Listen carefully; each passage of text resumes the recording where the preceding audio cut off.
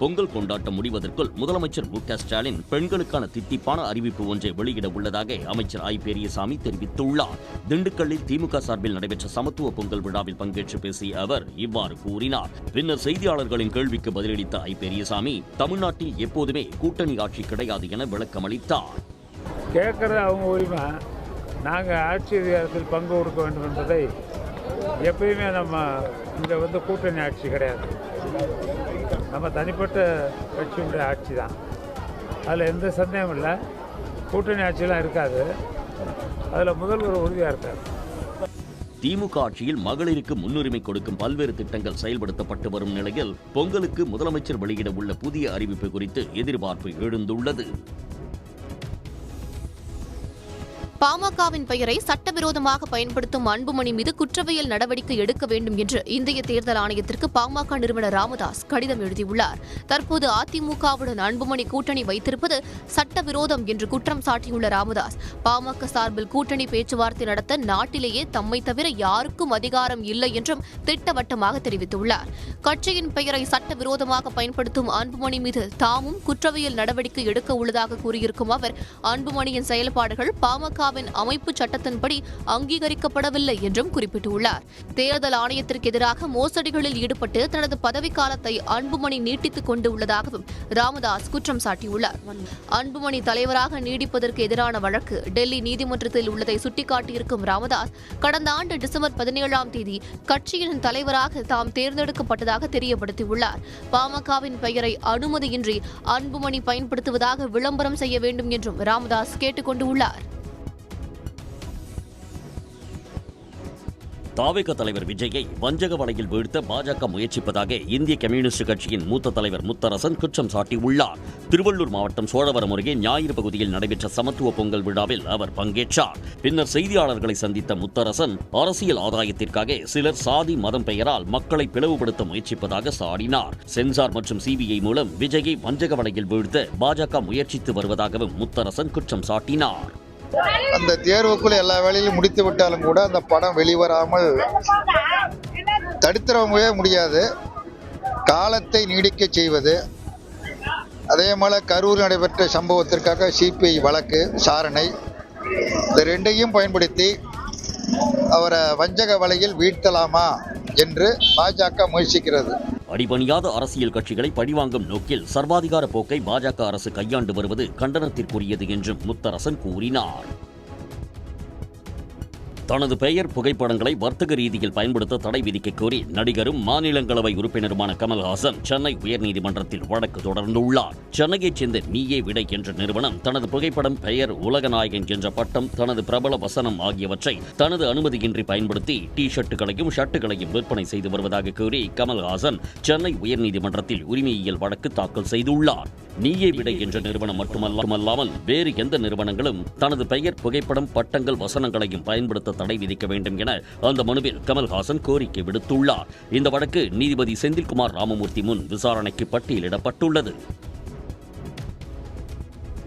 டெல்லியில் நடைபெறவுள்ள குடியரசு தின விழாவில் கலந்து கொள்வதற்காக கூடலூரைச் சேர்ந்த தேயிலை தோட்ட பெண் தொழிலாளிக்கு ஜனாதிபதி மாளிகையில் இருந்து அழைப்பு வந்துள்ளது. மில்லிக்கண்ணு பகுதியைச் சேர்ந்தவர் இந்திராணி. இவர் அதே பகுதியில் தேயிலை தோட்டத்தில் தினக்கூலியாக பணியாற்றி வருகிறார். இந்நிலையில் குடியரசு தின விழாவில் கலந்து கொள்ள வந்த அழைப்பிதழை தபால்காரர் ஸ்ரீ ரஞ்சனா இந்திராணி பணிபுரியும் இடத்திற்கே சென்று வழங்கினார்.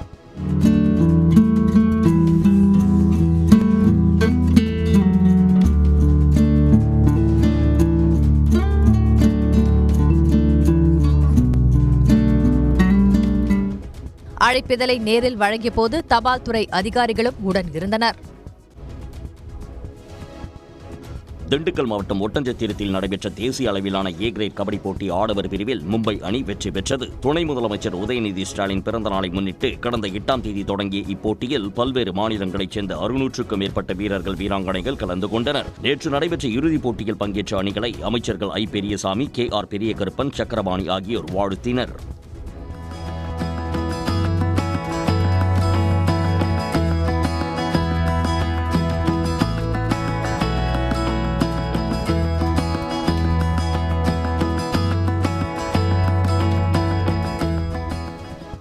ஆடவர் பிரிவு இறுதிப் போட்டியில் சென்னை வருமான வரித்துறை அணியை 32-35 என்ற புள்ளி கணக்கில் மும்பை BBCL அணி வீழ்த்தியது. மகளிர் பிரிவில் அந்தியூர் சக்தி பெண்கள் கபடிக்குழு அணி 36-31 என்ற புள்ளி கணக்கில் ஒட்டஞ்சத்திரம் சண்முகம் நினைவு கபடிக்குழு அணியை வீழ்த்தி வெற்றி பெற்றது. இரு பிரிவிலும் முதல் பரிசாக தலா 10 லட்சம் ரூபாயும், இரண்டாம் பரிசாக தலா 7 லட்சம் ரூபாயும், மூன்றாம் பரிசாக தலா 4 லட்சம் ரூபாயும் வழங்கப்பட்டது. ஆல்ரவுண்டர்களுக்கு புல்லட் மற்றும் ஸ்கூட்டி வழங்கப்பட்டது.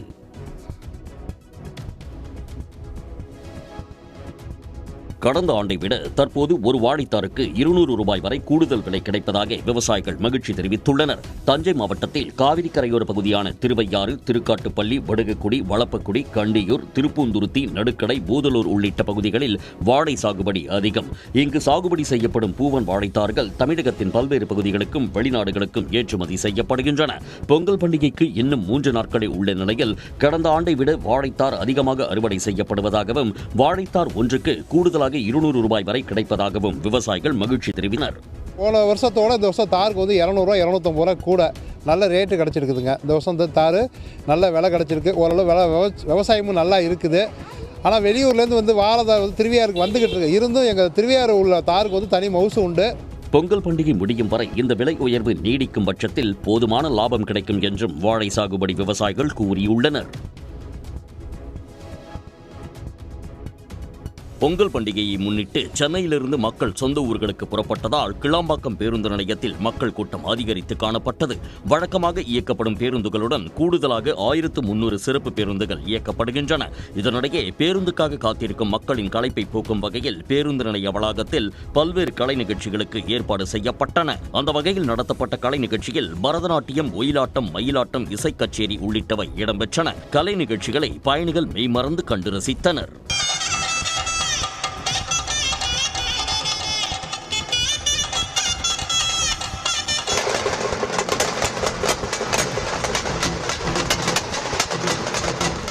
கலை நிகழ்ச்சி நல்லா இருக்குது. சின்ன என்டர்டைன்மெண்ட் மாதிரி ஒரு 1/2 மணி நேரம் இங்கே பார்த்து தான் வந்தேன். நல்லா இருந்துச்சு. நல்லா இருக்குது. கொஞ்சம் என்ஜாய்மெண்ட்டாக இருந்துச்சு. நான் வந்து கூட்டத்தெல்லாம் பார்க்கும்போது நம்ம ஊருக்காரெலாம் 2-3 மீட் பண்ணேன். எல்லாமே நல்லா இருந்துச்சு.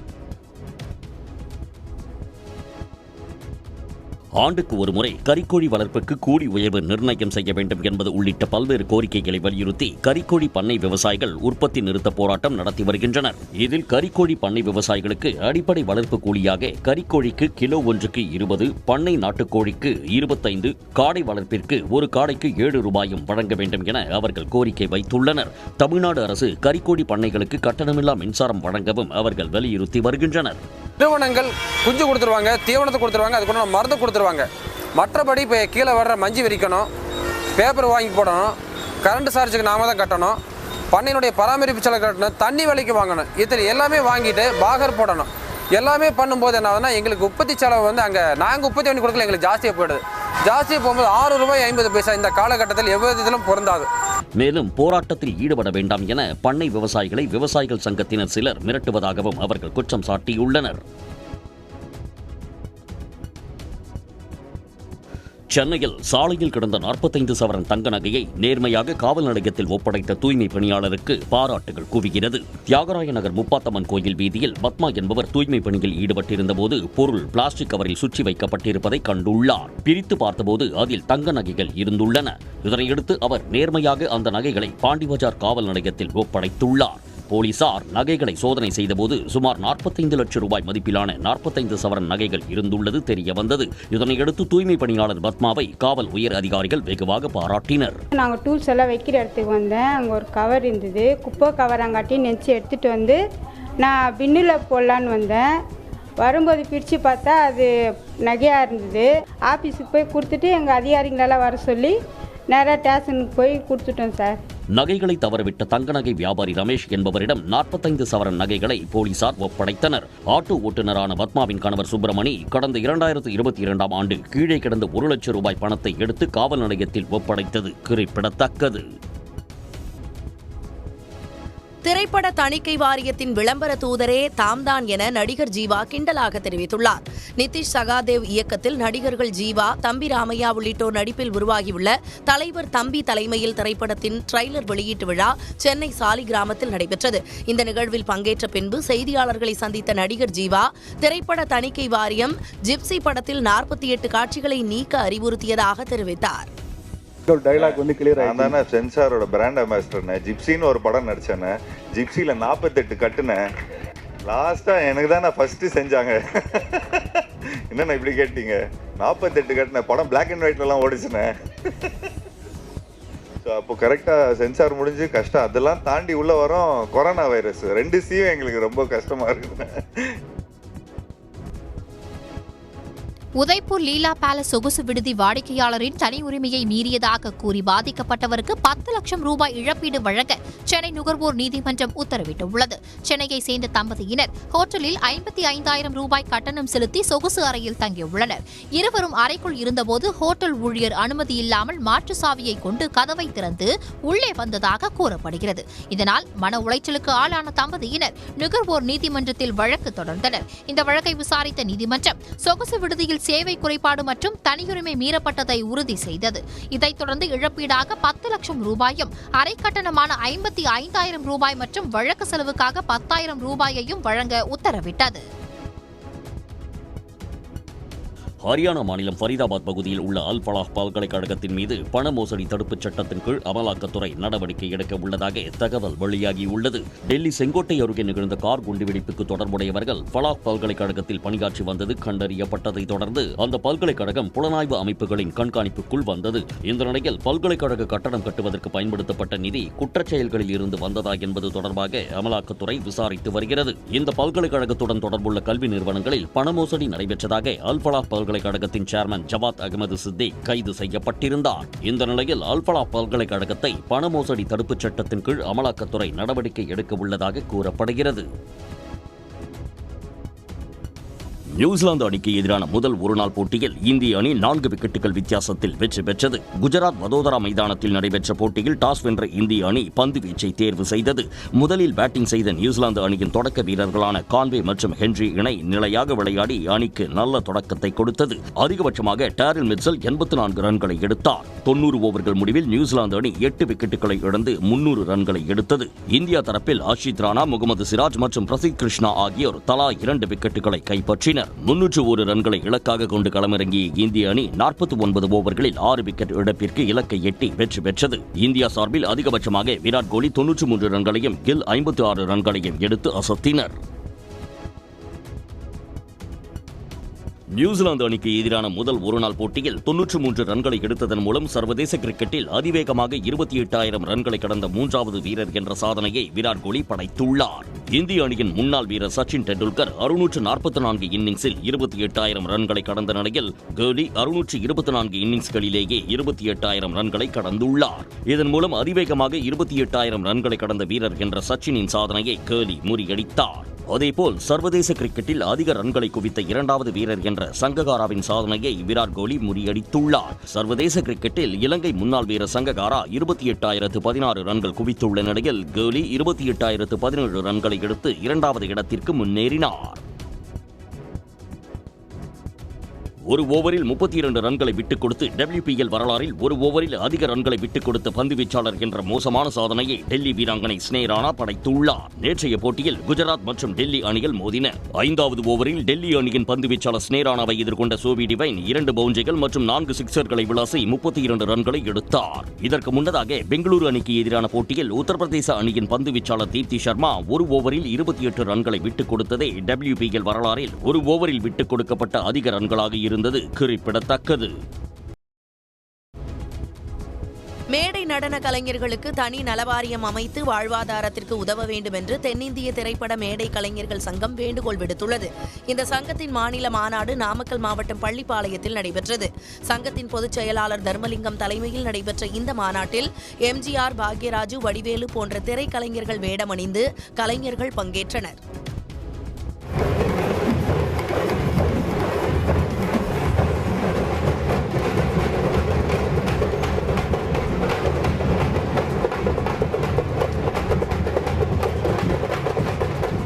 எங்களுக்கும் அரசு தனி நலவாரியம் ஒதுக்கி எங்களுக்கு ஒரு சிறப்பு செய்து தருமாறு அழகாக ஆட்சி நடத்தி கொண்டிருக்கும் ஐயா ஸ்டாலின் அவர்களை அன்போடு கேட்டுக்கொள்கின்றோம். அது மட்டும் இல்லைங்க, எத்தனையோ நலிவடைந்த கலைஞர்கள், அதாவது ஒன்றும் முடியாத கலைஞர்கள் நிறையா இருக்கிறோம். அவங்களுக்கு வந்து நாங்களே ஒரு ஃபண்ட் ஏற்படுத்தி நாங்களே ஒரு பென்ஷன் திட்டம் கொடுத்துருக்கிற சூழ்நிலைக்கு தள்ளப்பட்டிருக்கிறவங்க.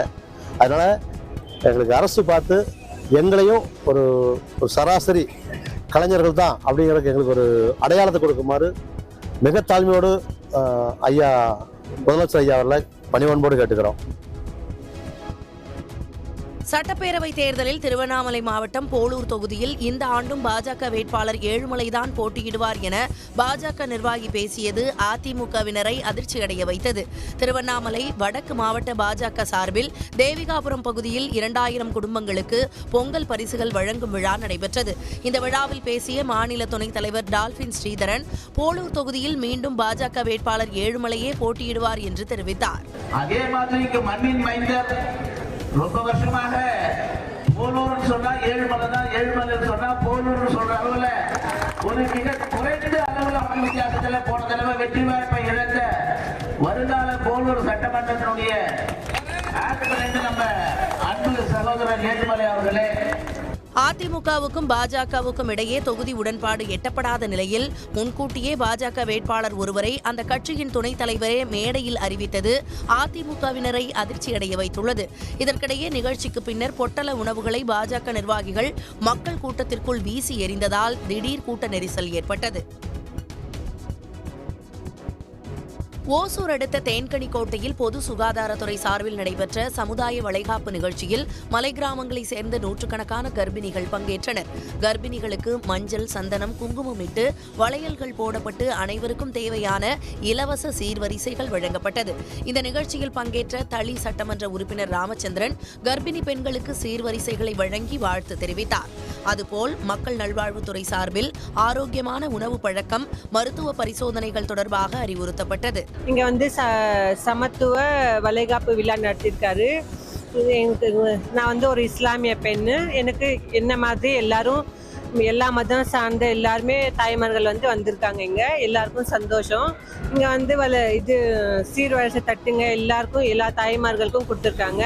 தொடர்ந்து நிகழ்ச்சிக்கு வந்திருந்த அனைவருக்கும் அறுசுவை உணவு பரிமாறப்பட்டது. சென்னையில் நடைபெற்று வரும் புத்தக காட்சியில் இன்கெமியோ எனும் நவீன தொழில்நுட்பத்துடன் இணைந்து குழந்தைகளுக்கான வண்ணம் தீட்டும் புத்தகங்கள் குழந்தைகள் மற்றும் பெற்றோரிடம் இந்த ஆண்டு நல்ல வரவேற்பை பெற்றுள்ளது. சென்னை நந்தனம் YMCA கல்லூரி மைதானத்தில் 49வது சென்னை புத்தக காட்சியில் கலை, இலக்கியம், அறிவியல், பண்பாடு, இசை, அரசியல், விளையாட்டு, சமையல் உள்ளிட்ட பல்வேறு தலைப்புகளில் 1000 அரங்குகளில் காட்சிப்படுத்தப்பட்டுள்ளன. குறிப்பாக இன்கெமியோ வண்ணம் தீட்டும் புத்தகங்கள் ஏற்கனவே அறிமுகப்படுத்தப்பட்டாலும் இந்த ஆண்டு குழந்தைகள் மற்றும் பெற்றோரிடம் நல்ல வரவேற்பை பெற்றுள்ளது. சுவரில் ஒட்டும் வகையில் உள்ள நீண்ட காகிதத்தில் விலங்குகள், எழுத்துக்கள், போக்குவரத்து, மரம், செடி, கொடிகள், சாண்டா கிளாஸ் பொம்மைகள் போன்ற பல்வேறு தலைப்புகளில் கருப்பு, வெள்ளை நிறத்தில் படங்கள் வரையப்பட்டிருக்கும். குழந்தைகள் தாங்கள் விரும்பும் வகையில் அதில் வண்ணம் தீட்ட முடியும். அதனை பிரத்யேக செயலி மூலம் மொபைல் போனில் ஸ்கேன் செய்யும் போது விலங்குகளின் பெயர்கள், ஒலிகள், பாடல்கள் மற்றும் கதைகள் திரையில் தோன்றும். நார்மலாக புக்கில் எழுதுறதுக்கும் நம்ம ஒரு வாலில் அதை பேஸ்ட் பண்ணி அவங்கள கலரிங் பண்ண வைக்கிறதுக்கும் டிஃப்ரெண்ட்டாக இருக்கும். ஸோ அவங்க ரொம்ப என்ஜாய் பண்ணுவாங்க. ஏன்னா செவத்தில் வந்து ஸ்கிரிபிள் பண்ணுறது நம்ம வேண்டான்னு சொல்லுவோம். பட் இந்த ஸ்டிக்கரை வச்சு அவங்க பண்ணும்போது நம்ம அதை என்கரேஜ் பண்ணுற மாதிரி இருக்கும். அண்ட் நம்ம மொபைலில் அந்த ஆப் வச்சு காமிக்கும் போது அதில் டேரெக்டாக அந்த சாங்ஸ் இருக்கும். அட்ராக்டிவாக இருக்குது. Like sound of the animal, sound of the birds, அது எல்லாமே அது வந்து காமிக்குது. ஆக்மெண்டட் ரியாலிட்டியோடு இருக்குது. அவங்க இன்ட்ரெஸ்டடாக எல்லாமே பண்ணுறாங்க. ஒரு வீடியோவாக பார்க்காம இது வந்து நல்லா இன்ட்ராக்டிவாக இருக்குது. இதுபோன்ற புத்தகங்கள் பெரும்பாலும் இணையதளத்தில் மட்டுமே கிடைத்து வந்தது. இந்நிலையில் தற்போது புத்தக காட்சியில் விற்பனைக்கு வந்துள்ளதால் பெற்றோர்களும் ஆர்வமுடன் இந்த இன்கெமியோ வண்ணம் தீட்டும் புத்தகங்களை குழந்தைகளுக்கு வாங்கி தருகின்றனர். இலங்கை தமிழர்களின் உரிமைகளை பாதுகாக்க உரிய தூதரக நடவடிக்கைகளை மேற்கொள்ளுமாறு பிரதமர் மோடிக்கு முதலமைச்சர் மு.க.ஸ்டாலின் கடிதம் எழுதியுள்ளார். அந்த கடிதத்தில் இலங்கையில் கொண்டுவரப்படும் அரசியலமைப்பு சீர்திருத்தங்கள் ஒற்றையாட்சி மாதிரியை வலுப்படுத்துவதாக தெரிவதாக மு.க.ஸ்டாலின் குறிப்பிட்டுள்ளார். தமிழர் தேசியம், தமிழர் தாயகம், தமிழர் தன்னாட்சி உரிமை போன்ற கூறுகளை உள்ளடக்காமல் கொண்டுவரப்படும் புதிய அரசியலமைப்பு அநீதி மற்றும் நிலையற்ற தன்மை தொடர வழிவகுக்கும் என அவர் சுட்டிக்காட்டியுள்ளார். தமிழ் சமூகத்திற்கு ஏற்பட்டுள்ள பாதிப்புகளை களைய வேண்டும் என்று மு.க.ஸ்டாலின் கேட்டுக் கொண்டுள்ளார். இலங்கையில் உள்ள தமிழ் மக்களின் குறைகளை நிவர்த்தி செய்யும் வகையிலான ஒரு அரசியலமைப்பு செயல்முறையினை கொண்டுவர இந்திய அரசு இலங்கை அதிகாரிகளுடன் உயர்மட்ட அளவில் தூதரக நடவடிக்கைகளை மேற்கொள்ள அவர் வலியுறுத்தியுள்ளார். பிரதமர் மோடியின் தலைமையின் கீழ் இலங்கை தமிழர்களின் உரிமைகளை பாதுகாக்க இந்தியா முனைப்பான நடவடிக்கைகளை எடுக்கும் என்றும் அது நீடித்த தீர்வுக்கு பங்களிக்கும் என தாம் நம்புவதாகவும் மு.க.ஸ்டாலின் தெரிவித்துள்ளார். திரைப்பட தணிக்கை வாரியத்தின் விளம்பர தூதரே தாம்தான் என நடிகர் ஜீவா கிண்டலாக தெரிவித்துள்ளார். நிதிஷ் சகாதேவ் இயக்கத்தில் நடிகர்கள் ஜீவா, தம்பி ராமையா உள்ளிட்டோர் நடிப்பில் உருவாகியுள்ள தலைவர் தம்பி தலைமையில் திரைப்படத்தின் ட்ரெய்லர் வெளியீட்டு விழா சென்னை சாலிகிராமத்தில் நடைபெற்றது. இந்த நிகழ்வில் பங்கேற்ற பின்பு செய்தியாளர்களை சந்தித்த நடிகர் ஜீவா, திரைப்பட தணிக்கை வாரியம் ஜிப்சி படத்தில் 48 காட்சிகளை நீக்க அறிவுறுத்தியதாக தெரிவித்தார். டைலாக் வந்து கிளியர் ஆயிடுச்சு. நான் தானே சென்சாரோட பிராண்ட் அம்பாசிடர்னே. ஜிப்சின்னு ஒரு படம் நடிச்சேனே. ஜிப்சியில் 48 கட்டுனேன். லாஸ்டா எனக்கு தானே ஃபர்ஸ்ட் செஞ்சாங்க. என்னண்ணா இப்படி கேட்டீங்க? 48 கட்டின படம் பிளாக் அண்ட் ஒயிட்லாம் ஓடிச்சுனே. அப்போ கரெக்டாக சென்சார் முடிஞ்சு கஷ்டம். அதெல்லாம் தாண்டி உள்ள வரோம் கொரோனா வைரஸ். 2 சீயும் எங்களுக்கு ரொம்ப கஷ்டமா இருக்குது. சென்னையில் இன்று ஆபரண தங்கம் மற்றும் வெள்ளியின் விலை புதிய வரலாற்று உச்சத்தை பதிவு செய்துள்ளது. கடந்த வாரத்தின் இறுதி வர்த்தக நாளான சனிக்கிழமை சவரன் 1,03,200 ரூபாய்க்கு விற்பனை செய்யப்பட்டது. இந்நிலையில் 22 கேரட் ஆபரண தங்கத்தின் விலை கிராமுக்கு 220 ரூபாயும் சவரனுக்கு 1,760 ரூபாயும் அதிரடியாக உயர்ந்துள்ளது. இதனால் சவரன் விலை 1,04,960 ரூபாய் என்ற புதிய உச்சத்தை எட்டி நுகர்வோருக்கு அதிர்ச்சியை அளித்துள்ளது. 1 கிராம் தங்கத்தின் இன்றைய விலை 13,120 ரூபாய். வெள்ளியின் விலையும் கிராமுக்கு 12 ரூபாய் உயர்ந்து 1 கிராம் 287 ரூபாய் என்ற புதிய உச்சத்தை தொட்டுள்ளது. கடலூர் மாவட்டம் பெண்ணாடம் அருகே மனிதக்கறி கேட்டு ஹோட்டல் ஒன்றில் ரகளையில் ஈடுபட்ட இளைஞர்களை போலீசார் கைது செய்தனர். பொன்னேரி பகுதியில் கடந்த 10ஆம் தேதி தமிழ்மகன் என்பவர் நடத்தி வரும் ஹோட்டலுக்கு வந்த இளைஞர்கள் அங்கிருந்த ஊழியர்களிடம் மனிதக்கறி கேட்டு தகராறில் ஈடுபட்டனர். பின்னர் ஹோட்டல் உரிமையாளர் தமிழ்மகன் மற்றும் ஊழியர் தினேஷை கடுமையாக இளைஞர்கள் தாக்கியதில் அவர்கள் இருவரும் படுகாயமடைந்தனர். இதுகுறித்து போலீசில் புகார் அளிக்கப்பட்டதை அடுத்து பொன்னேரி பகுதியைச் சேர்ந்த கவியரசன், பிரசாந்த், ஸ்ரீகாந்த் ஆகிய 3 பேர் கைது செய்யப்பட்டுள்ளனர். ஹொசூர் அடுத்த கெலவரப்பள்ளி நீர்த்தேக்க அணையிலிருந்து தென்பெண்ணை ஆற்றில் குவியலாக வெண்ணூரை வெளியேறுவதால் விவசாயிகள் வேதனையடைந்துள்ளனர். கெலவரப்பள்ளி நீர்த்தேக்க அணைக்கு நீர்வரத்து 699 கன அடி நீர் வந்து கொண்டிருக்கிறது. அணையிலிருந்து தென்பெண்ணை ஆற்றில் 699 கன அடி நீர் திறக்கப்பட்டு வருகிறது. இந்நிலையில் மழையில்லாத காலங்களில் ஆற்றில் வெளியேறும் நீரில் அதிகப்படியாக வெண்ணூரை பொங்கி காட்சியளிக்கிறது. பெங்களூர்ல இருக்கிற அந்த தொழிற்சாலையில இருந்த கழிவுநீர், தேக்கி வச்ச கழிவுநீரை மழை காலத்துல தண்ணியா திறந்து விடுவாங்க. கேட்டா இல்லைன்னுவாங்க. ஆனா இப்ப பாத்தீங்கன்னா மழையும் இல்லை, எதுவுமே இல்லை. ஆனா இப்பயே திறந்து விட்டுட்டாங்க. தைரியமா திறந்து விடுறாங்க. நாங்க எத்தனையோ வாட்டி போராட்டம் பண்ணிட்டோம், எல்லாம் பண்ணிட்டோம். ஆனா எந்த ஒரு அதிகாரி இது வரைக்கும் நடவடிக்கை எடுக்கல. நாங்க போட்டிருக்க காய்கறி எல்லாம் வீணா போச்சு, எல்லாம் அழுகி போகுது. இந்த நுரையினால எங்களால விவசாயமே பண்ண முடியல. ஆற்று பகுதிகளில் பறந்து செல்லும் நுரையை கண்ட விவசாயிகள் நீரில் ரசாயனம் கலந்திருப்பதாக கூறி வேதனை தெரிவிக்கின்றனர். நெல்லை மணிமுத்தாறு அருவியில் வெள்ளப்பெருக்கு ஏற்பட்டுள்ளதால் சுற்றுலா பயணிகள் குளிக்க தடை தொடர்கிறது. மேற்கு தொடர்ச்சி மலைப்பகுதிகளில் அதிக அளவில் மழை பெய்து வருவதால் அடிவாரங்களில் உள்ள அருவிகளில் வெள்ளப்பெருக்கு ஏற்பட்டுள்ளது. அந்த வகையில் அம்பாசமுத்திரம் அருகே மணிமுத்தாறு அருவியில் வெள்ளப்பெருக்கு ஏற்பட்டு நீர்வரத்து அதிகரித்துள்ளது. பாதுகாப்பு கருதி சுற்றுலா பயணிகள் குளிக்க 2வது நாளாக தடை தொடர்கிறது.